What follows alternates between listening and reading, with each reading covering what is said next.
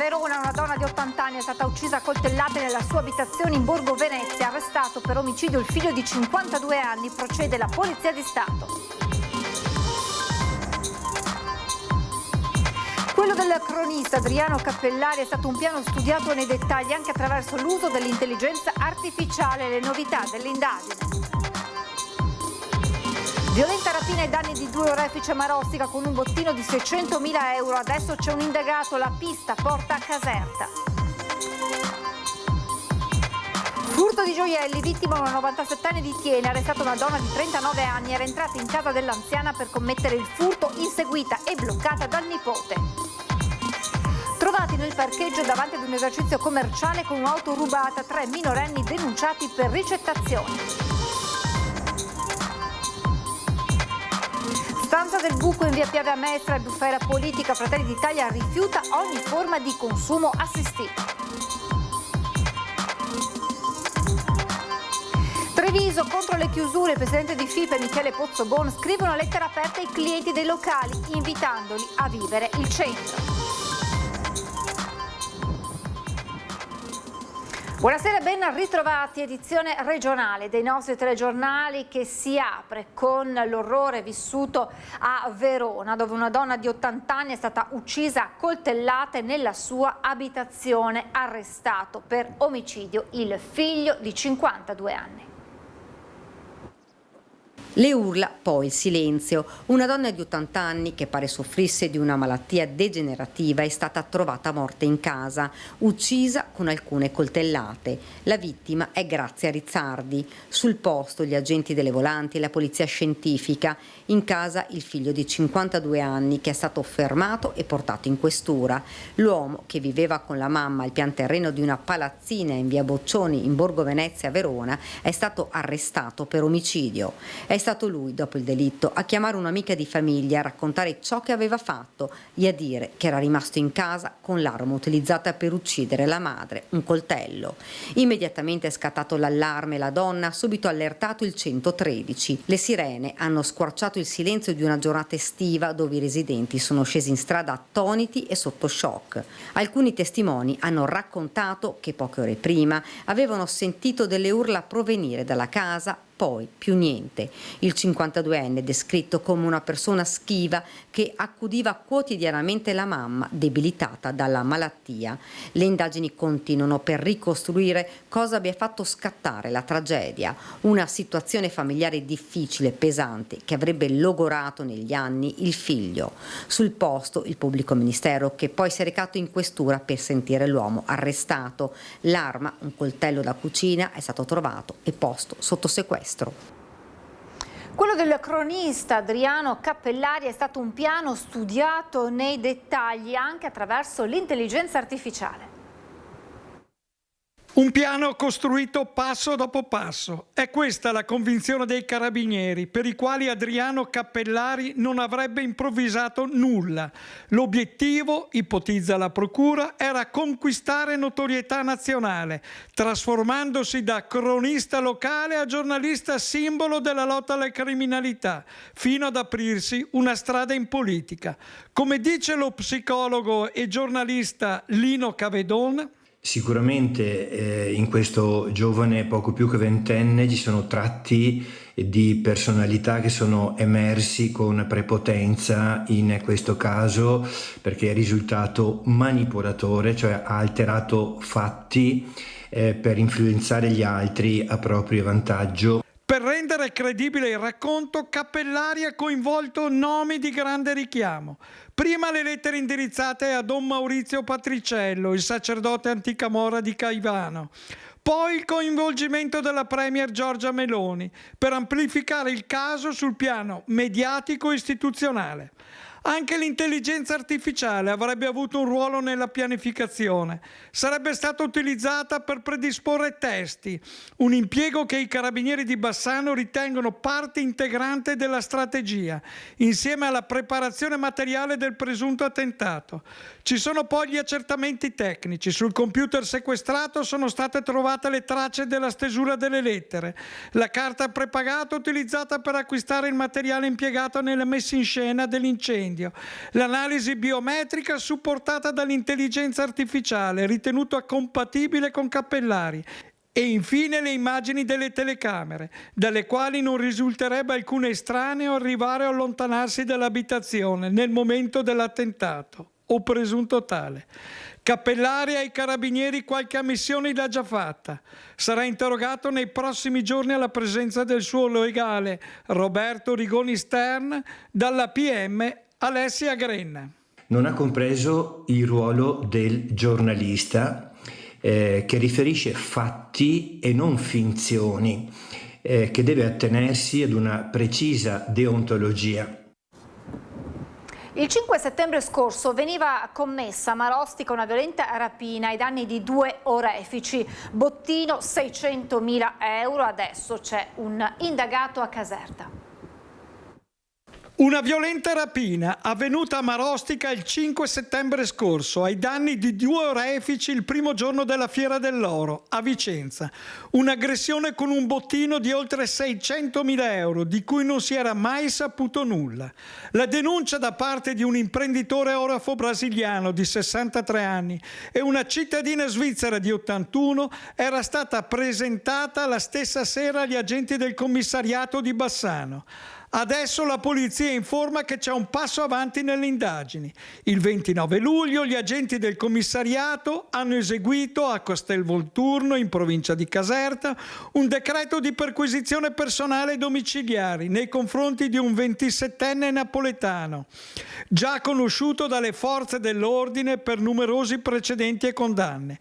È sospettato di aver fatto parte della banda e indagato a piede libero. Durante la perquisizione sono stati sequestrati 2 telefoni cellulari in uso all'indagato che saranno sottoposti ad accertamenti tecnici nella speranza di recuperare elementi utili a ricostruire ruoli, contatti e dinamica del colpo commesso dalla banda. L'inchiesta nasce dalla brutale aggressione subita dai 2 imprenditori all'esterno di un locale pubblico. Un comando composto da almeno 3 persone li aveva assaliti con violenza, provocando anche lesioni personali per impossessarsi dei 2 trolley riposti nella macchina della coppia, contenenti l'ingente quantitativo di pietre preziosi, in particolare acque marine. Furto di gioielli, vittima una 97enne, arrestata una donna di 39 anni. Era entrata in casa dell'anziana per commettere il furto, inseguita e bloccata dal nipote della vittima. Furto di gioielli, entra in casa di un'anziana e la deruba. Succede a Vicenza, è il nipote della vittima, una 97enne con gravi deficit cognitivi e motori, a sventare il colpo. L'uomo che assiste la 90enne quotidianamente nota una macchina con 2 sconosciuti a bordo e il cancello d'ingresso dell'abitazione spalancato. Entra in casa e sorprende una donna a lui sconosciuta che tenta di giustificarsi sostenendo di aver riaccompagnato l'anziana dopo averla trovata in strada. Ma la storia non convince il giovane, che si insospettisce mentre la donna si allontana. A questo punto il nipote si mette all'inseguimento della sospettata e con l'aiuto di un passante riesce a individuarla poco distante. Prima di bloccarla però lei tenta di disfarsi della refurtiva gettando all'interno di un tombino diversi gioielli appartenenti all'anziana vittima. Nel frattempo, allertata, arriva la polizia. La sospettata, portata in questura, viene trovata in possesso di altri gioielli. L'intera refurtiva del valore di circa 8.000 euro viene recuperata e restituita. L'indagata è stata arrestata per furto in abitazione aggravato. Continuiamo con la cronaca, ci spostiamo però in provincia di Treviso, svegliata da una torcia puntata contro dai ladri entrati in giardino, paura per una 28enne a Ponzano, non si fermano dunque i furti nella Marca. Non si è tranquilli, assolutamente no, perché più li avvisi, cioè più che stai attenta e peggio è. Speriamo che, come ho detto a mio marito, non sia un avviso che vengano magari un'altra volta. E questo ora è il timore della famiglia Baseggio di un ritorno dei ladri nella loro abitazione nel quartiere Albastona a Ponzano. Martedì sera la figlia 28enne di Monica sta dormendo sul divano. A un certo punto alle 11:30 si è visto puntare una pila in faccia. Si è svegliata di soprassalto e c'era un personaggio abbastanza alto. Il cane ha fatto il disastro perché ha abbaiato tantissimo. Il tempo che noi siamo messi a urlare i ladri sono scappati. I carabinieri già in zona per altre segnalazioni hanno perlustrato l'area, ma dei malviventi nessuna traccia, scappati quasi sicuramente attraverso gli stessi campi dai quali erano arrivati, complice il buio. Poco prima una parente che abita all'inizio di via Dante Alighieri, messa in allerta dall'abbaiare della sua cagnolina, aveva visto un uomo vestito di nero allontanarsi. Che è entrato in quella stradina che porta ai campi, che probabilmente poi è andato dai vicini, dei parenti qui in fondo alla strada. Questo ho visto, grazie alla cagnolina che ha fatto da antifurto. Altrimenti rischiavano di entrare anche qui. Probabilmente sì, io credo fossero già entrati lì in giardino, cioè che avesse già scavalcato la recinzione. Non si può stare tranquilli neanche in casa propria, e non era notte, insomma erano le 11:30 di sera. Solo un tentato furto, ma che ha lasciato una ferita profonda nella famiglia Baseggio. Certo che è stato scioccante per sua figlia. Per mia figlia sì, sono 3 notti che non dorme. Come si vive? Col terrore? Spieghi a mia figlia, perché io sono grande, ho una certa età, lei non ha neanche 30 anni, però la paura è stata tanta, ma tanta. Tremava la figlia. Il sindaco di Ponzano, che ha portato la sua vicinanza alla famiglia, è consapevole che se non ci sarà un intervento a livello legislativo la situazione rischia di degenerare. Come amministrazione concorreremo ai bandi regionali per la sicurezza e la videosorveglianza, non in quelli nazionali che tanto sappiamo di non avere possibilità, visto che sono dedicati in altre parti d'Italia, e comunque la videosorveglianza non può essere sicuramente la soluzione. Probabilmente in Italia deve cambiare qualcosa rispetto alle leggi e la possibilità, non dico di difendersi ad ogni limite, ma in questo caso per esempio l'offesa è stata una pila e la violazione di domicilio, la difesa cos'era? Puntare una pila in faccia ai ladri, e il cane abbaiato avesse morso, cosa sarebbe successo? Io credo che le cose qui in Italia devono cambiare, altrimenti rischiamo che il popolo italiano intervenga in maniera diversa. Trovati nel parcheggio davanti ad un esercizio commerciale con un'auto rubata, 3 minorenni denunciati per ricettazione. Tiene, carabinieri in prima linea nei controlli per la sicurezza. Una pattuglia dell'aliquota radiomobile della compagnia di Tiene sta passando in via dei Quartieri quando l'attenzione dei militari viene attirata da una macchina in sosta nel parcheggio davanti a un esercizio commerciale. A bordo del SUV 3 giovanissimi, tutti minorenni, che vivono nell'Alto Vicentino. I carabinieri si fermano ed effettuano gli accertamenti, da cui emerge che l'auto è stata rubata la notte precedente a Schio. Per questo, mentre la macchina è stata restituita al legittimo proprietario, i 3 minorenni accusati di ricettazione sono stati denunciati in stato di libertà alla Procura della Repubblica presso il Tribunale per i minorenni di Venezia. Disagio nel veneziano a Martellago per la rottura di una grossa tubatura. Sono circa le 4 del mattino quando la rottura di una condotta dal diametro di 300 mm dell'acquedotto trasforma in un fiume via Motte a Martellago. A cedere un grosso tubo di inizio anni 70 che si trova in un'area privata e deriva dall'adduttrice principale dell'area milanese, che dal campo Pozzi di Scorzè arriva alla torre piezometrica di Spinea. Il danno più grosso è in via Motte, ma le conseguenze le hanno sentite in tanti. Dalle 4:30 fino alle 7 metà Martellago era completamente senza acqua, appena un filo. Poi è stata chiusa dal passante una conduttura che è riuscita poi a deviare in altre condutture, quindi diciamo che a parte via delle Motte e via Monsignor Barbiero l'acqua è tornata a disposizione dei cittadini. Il danno più grosso è stato che dalle 4:30 alle 5, addirittura fino a Scorzè, fino a Zellarino, l'acqua non c'era più. Sul posto sono intervenute subito le squadre di Veritas, un lavoro che ha permesso di restituire la situazione alla normalità già all'ora di pranzo. Non si è capito quale problema abbia avuto questo tubo per rompersi così di netto. Si parla di una che si è crepato, però siccome negli ultimi 8 anni è successo 3 volte, e questa volta in maniera molto pesante, e visto che il tubo è in proprietà privata ed è, ripeto, comunale, è giusto che Veritas intervenga e metta a posto questo servizio. Il sindaco di Martellago, Andrea Saccarola, ha seguito personalmente l'evolversi della situazione, recandosi anche nella proprietà in cui passa il tubo che ha ceduto. I danni in un'abitazione, però se pensiamo che oggi siamo alle porte di agosto, quindi tanta gente è in ferie, dovremmo capire bene, andando a sentire i cittadini qui vicino, se magari hanno avuto danni anche loro. Da quello che so io oggi solo una taverna sotto acqua, che è quella del proprietario appunto dell'abitazione, e per il resto dovrebbe essere a posto. Restiamo nel veneziano. L'alternativa alla stanza del buco a Mestre c'è e unisce il pugno di ferro della polizia al soccorso medico-scientifico. È la controproposta di Fratelli d'Italia che rifiuta ogni forma di consumo assistito.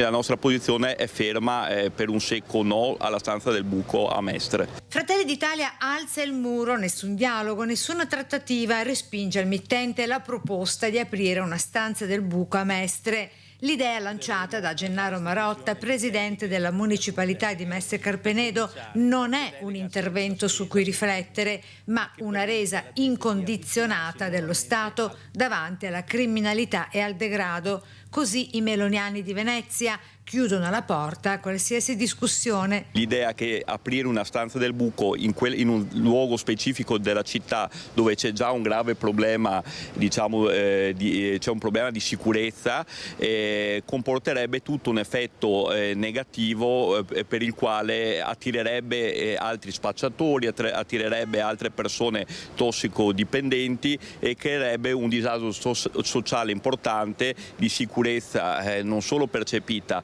ma di sicurezza reale per tutto l'intorno che va a creare. Lo Stato non può e non deve legittimare lo spaccio e l'autodistruzione. Con queste parole i meloniani denunciano altresì il rischio che l'ipotetica area scelta diventi a tutti gli effetti una calamita per spacciatori disperati da tutto il Veneto e non soltanto. La richiesta a questore e prefetto. Noi chiediamo al questore prefetto che faccia un coordinamento anche con i servizi sociali e i servizi sanitari che magari possono intervenire sotto altri aspetti nel problema e insieme a loro si trovi una soluzione che sia congiunta per ovviare al problema che c'è in questo momento attenaglia i cittadini. Gennaro Marotta dal canto suo non arretra e rilancia. È una questione di salute pubblica. L'obiettivo primario è azzerare l'abbandono di aghi nei parchi, lungo i marciapiedi o vicino alle scuole. In sintesi, via le siringhe dalle strade, conclude. Insomma, è una vera e propria guerra di visioni. Da un lato c'è chi vede la stanza come un presidio medico per ripulire i quartieri dal degrado biologico, dall'altro chi la considera come un ghetto. Perché di fatto poi potrebbe sostanzialmente diventare una stanza dello spaccio. Noi chiaramente dobbiamo difendere la cittadinanza, dobbiamo difendere il quartiere e dobbiamo far sì che il quartiere, diciamo, sia rigenerato col bello e non attraverso il brutto.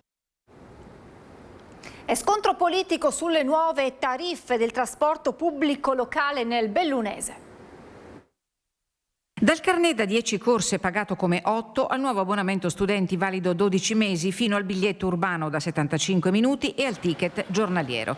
La revisione delle tariffe del trasporto pubblico locale approvata dall'ente di governo porta con sé alcune novità pensate, secondo Dolomiti Bus, per rendere il servizio più semplice e conveniente. Ma insieme alle agevolazioni arrivano anche gli adeguamenti tariffari che hanno acceso polemica e forti critiche. Lo si è visto anche durante la riunione del Consiglio Comunale di Belluno, durante il quale sono emerse in risposta a domanda di attualità del PD azioni contraddittorie di una provincia che approva gli aumenti che utilizza le sue spettanze per calmierarli.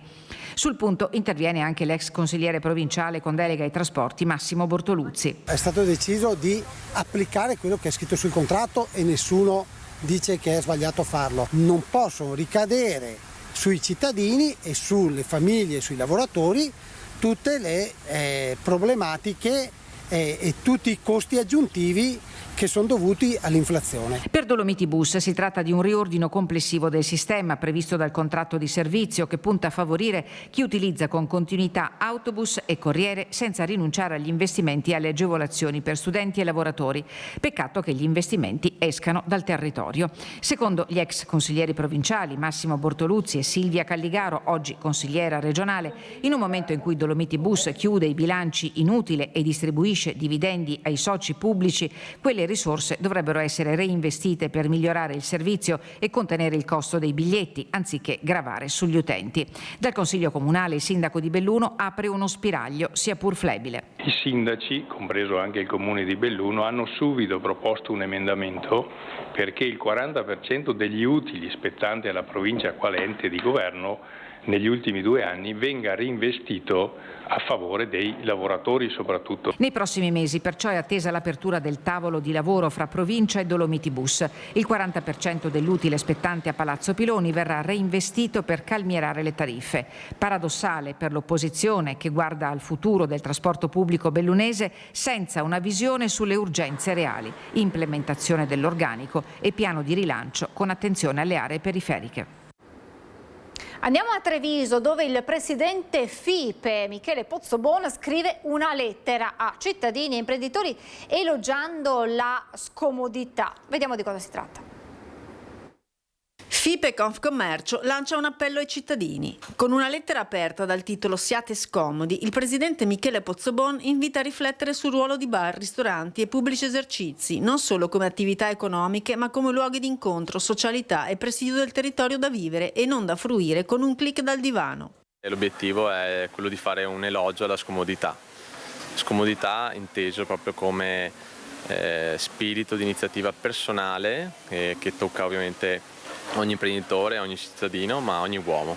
Viva la scomodità, viene da dire, perché proprio nella scomodità intravedo l'opportunità di trovare la vera essenza della vita, le cose anche più intelligenti, più complesse. Secondo FIPE non basta indignarsi quando abbassa la serranda un'insegna storica, serve una maggiore consapevolezza da parte di tutti, istituzioni e consumatori compresi, perché scegliere di vivere piazze locali significa contribuire a mantenere vive le comunità.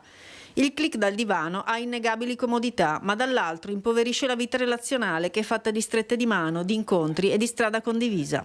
Mi sento di dire attenzione che questo click che non ci porti proprio a essere troppo comodi e quindi soli, quanto piuttosto essere scomodi ma essere in compagnia, no? E quindi troviamo di nuovo all'interno della scelta anche quotidiana di quello che è un acquisto di un prodotto, di un acquisto, di una scelta, di un servizio che noi diciamo adottiamo, anche l'interesse dello stesso e quindi cercare di entrare con una natura un po' diversa, anche più curiosa e quasi essere attratti da questa scomodità che secondo me insomma sarà una luce nuova, un modo anche per rivedere e valutare le stesse cose in maniera diversa. Il comparto, nonostante le chiusure, tiene, questo grazie anche ad alcune grandi famiglie che resistono stoicamente, ecco perché vanno aiutate vincendo la scomodità. Quello che mi auguro venga preso come occasione di riflessione sia proprio quello del consumatore, no? Che oggi si aspetta sempre grande efficienza, grande efficacia anche del prodotto che acquista, ma che oggi mi sento di dire lanciatevi con scomodità verso la nuova scoperta, perché davvero secondo me a volte le letture sono troppo superficiali e dietro anche un semplice caffè c'è una storia, ci sono aneddoti, ci sono valori che veramente rendono quel caffè unico. Ed è tutto per questa edizione, ora come sempre la sigla, a seguire le previsioni del tempo. Grazie per averci seguito e buon proseguimento di serata.